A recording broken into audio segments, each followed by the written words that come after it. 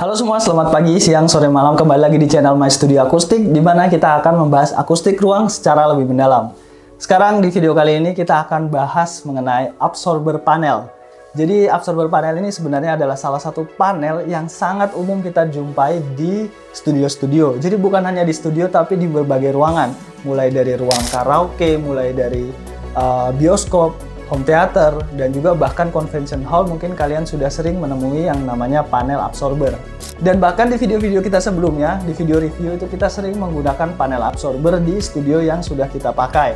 Dan juga sangat banyak sekali absorber yang kita gunakan, mulai dari absorber yang biasa, mulai dari slatter, dan juga berbagai macam lainnya. Nah, jadi di video ini kita akan membahas mengenai jenis-jenis panel absorber. Jadi video ini memang kita buat khusus agar kalian lebih memahami kira-kira perbedaannya apa antara absorber A dan juga absorber B, seperti itu. Nah, sekarang langsung aja kita akan bahas secara lengkap videonya. Jadi buat yang belum tahu, absorber panel itu sebenarnya adalah, secara singkatnya adalah panel akustik penyerap bunyi. Jadi panel absorber itu berguna untuk menyerap bunyi agar bunyi di dalam ruangan itu tidak dipantulkan atau tidak terpantulkan hingga menyebar ke seluruh ruangan. Nah, mungkin kalian ada yang bertanya, kenapa di sebuah ruangan khusus itu membutuhkan yang namanya absorber panel? Nah, karena kalau misalnya di sebuah ruangan ada sebuah bunyi yang itu tidak diserap, maka bunyi itu akan dipantulkan. Nah, bunyi yang dipantulkan secara signifikan itu bisa menyebabkan gaung di dalam ruangan. Nah, mungkin kalau gaung di dalam ruangan itu terdengar secara berlebihan, atau mungkin bahasa teknisnya adalah reverberation time-nya itu terlalu tinggi, itu akan menyebabkan suara atau bunyi di dalam ruangan itu sangat-sangat tidak terdengar jelas atau sangat mengganggu. Nah, ruangan-ruangan khusus yang biasanya menggunakan absorber panel itu sebenarnya ada banyak. Contohnya itu adalah studio musik atau control room, convention hall, bioskop juga dia menggunakan absorber panel di bagian sisi keseluruhan dindingnya, dan juga ruangan-ruangan lainnya yang mungkin membutuhkan waktu dengung atau reverberation time khusus, seperti itu. Nah, ciri-ciri dari absorber panel ini tuh sebenarnya cukup sederhana. Jadi memang ketika disentuh atau dipegang itu dia terasa lunak atau dia tidak keras, seperti itu. Jadi ketika disentuh atau dipegang dia empuk, seperti itu. Tapi ada beberapa absorber panel yang kalian harus ketahui bahwa ketika disentuh itu dia tidak terasa lunak, seperti itu. Jadi kayak ada lapisan solid di depannya. Nah, jadi di video ini kita akan bahas secara lebih detail kira-kira panel absorber itu apa aja dan perbedaannya seperti apa. Nah, jadi di video kali ini untuk mempermudah kalian, jadi di video kali ini kita akan membahas panel absorber berdasarkan klasifikasi tertentu. Jadi panel absorber yang pertama yaitu kita klasifikasikan menjadi dua jenis, yaitu adalah velocity absorber dan juga ada pressure absorber.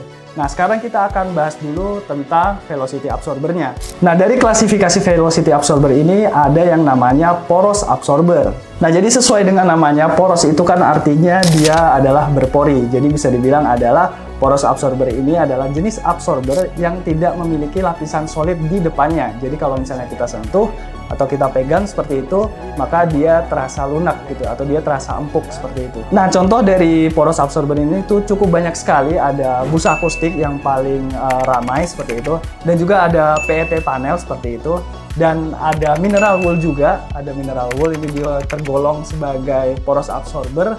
Dan yang terakhir yaitu adalah karpet peredam. Nah, untuk tingkat penyerapannya sendiri sebenarnya porous absorber ini tingkat penyerapannya berbeda-beda. Contohnya busa akustik, jika kita compare atau kita komparasikan dengan mineral wool, otomatis dia tingkat penyerapannya berbeda-beda seperti itu. Dan mungkin begitupun juga yang lainnya, PET dibandingkan dengan karpet peredam atau mineral wool, sebenarnya dia kecenderungan penyerapan bunyinya berbeda-beda seperti itu. Jadi mungkin kalian bisa mempelajari lebih lanjut kira-kira perbedaannya apa mengenai berbagai macam jenis porous absorber.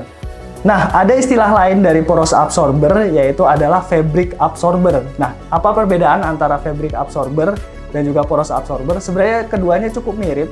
Jadi fabric itu kan sebenarnya dia berasal dari bahan tekstil ya. Jadi fabric itu sebenarnya adalah bahan tekstil yang digunakan untuk membuat kain seperti itu. Jadi sebenarnya fabric absorber itu adalah porous absorber yang dilapisi dengan kain. Nah, jadi kalau misalnya kalian ke studio seperti itu ada kain di bagian dindingnya kemudian itu terasa lunak, nah itu berarti itu adalah fabric absorber karena memang di dalamnya biasanya adalah material rock wool kalau nggak rock wool, busa ataupun karpet peredam seperti itu yang kemudian dilapisi dengan kain. Dan fabric absorber ini hanyalah istilah, jadi poros absorber yang dilapisi dengan kain fabric seperti itu. Nah, sekarang kita akan bahas klasifikasi dari si pressure absorber. Jadi si pressure absorber ini ada 3 yang kita akan bahas satu persatu. Yang pertama yaitu adalah perforated absorber.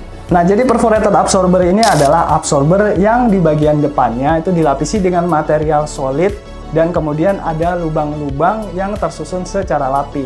Lubang-lubang lingkaran yang tersusun secara rapi seperti itu. Dan untuk lapisan bagian depannya sendiri biasanya dia bermacam-macam. Ada yang menggunakan gypsum, ada juga yang menggunakan plywood atau multiplex. Nah, penggunaan dari perforated absorber ini kita juga sudah sering gunakan di beberapa studio ataupun ruangan yang sudah kita buat untuk di klien kita seperti itu. Contohnya yaitu di Universitas Muhammadiyah Cirebon. Di situ kita menggunakan panel perforated absorber. Ada salah satu ruangan juga di Universitas Kristen Maranatha Bandung. Di situ kita menggunakan perforated absorber di keseluruhan ruangannya, jadi berwarna putih, ruangannya bersih seperti itu. Nah, bagian lain dari pressure absorber yaitu adalah membran absorber. Nah, jadi si membran absorber ini adalah material absorber, jadi di dalamnya adalah material solid absorber yang kemudian kita lapisi dengan gypsum ataupun plywood. Jadi memang si membran absorber ini dia tidak ada celahnya sama sekali, jadi dia tidak berlubang ataupun tidak bercelah seperti itu. Cuman di dalamnya ada material absorber atau ada material poros absorber seperti rock wool ataupun busa akustik, tapi biasanya cenderungnya yaitu adalah menggunakan rock wool. Contoh dari studio yang menggunakan membran absorber yaitu adalah studio yang baru aja kita review yaitu di Sukoharjo. Jadi di bagian atasnya itu dia ada membran absorber. Nah, secara tampilan mungkin dia tidak terlihat seperti panel absorber seperti itu karena memang dia dilapisi dengan menggunakan material solid di depannya, apalagi dia di finishing dengan menggunakan HPL dengan warna kayu natural. Dia terlihat tidak seperti panel absorber, tapi sebenarnya dia adalah material panel absorber seperti itu karena di dalamnya ada material penyerap berupa rock wool. Dan yang terakhir yaitu adalah si slatted absorber. Nah, ini sudah sering kita pakai di beberapa studio milik klien kita. Jadi ada beberapa klien kita yang kita gunakan slatted absorber di dalamnya. Jadi ciri dari slatted absorber ini tuh biasanya ada lubang. Lubangnya memang didesain khusus, dia biasanya berbentuk persegi panjang seperti itu, yang kemudian di lubang itu di bagian dalamnya ada material seperti rock wool. Nah, jadi sebenarnya ketebalan dari celah si slatted absorber ini tuh dia berbeda-beda karena setiap ketebalan itu memiliki desain yang sangat khusus untuk dia bisa menyerap di frekuensi tertentu. Nah, itu dia perbedaan dari beberapa jenis panel absorber. Tadi udah kita bahas ya, sekarang kita bahas secara singkat aja. Jadi klasifikasinya yaitu adalah velocity absorber dan juga pressure absorber. Jadi si velocity itu dia ada si poros absorber, kemudian kalau si pressure absorber itu dia ada si membran, ada si slatted, dan juga ada si perforated absorber. Jadi secara singkatnya absorber itu dibagi menjadi beberapa klasifikasi tersebut. Nah, setiap jenis absorber yang sudah kita bahas tadi otomatis tingkat penyerapannya dia berbeda-beda karena material yang digunakan atau material solid di bagian depannya itu dia mempengaruhi tingkat penyerapannya. Contohnya adalah slatted absorber dan juga perforated absorber. Jika dibandingkan dengan poros absorber biasa, otomatis tingkat penyerapannya beda-beda karena lubang atau celah udara atau celah yang sudah dibuat di bagian absorber yang ada material solidnya itu dia akan mempengaruhi tingkat penyerapannya. Otomatis biasanya slatted absorber atau perforated absorber itu dia menyerap di frekuensi tertentu. Nah, mungkin dari sini ada pertanyaan yaitu mengenai si panel bus trap. Nah, apakah panel bus trap ini termasuk dalam kategori absorber panel? Jawabannya adalah iya. Karena panel bus trap itu pada dasarnya di bagian dalamnya itu menggunakan material penyerap.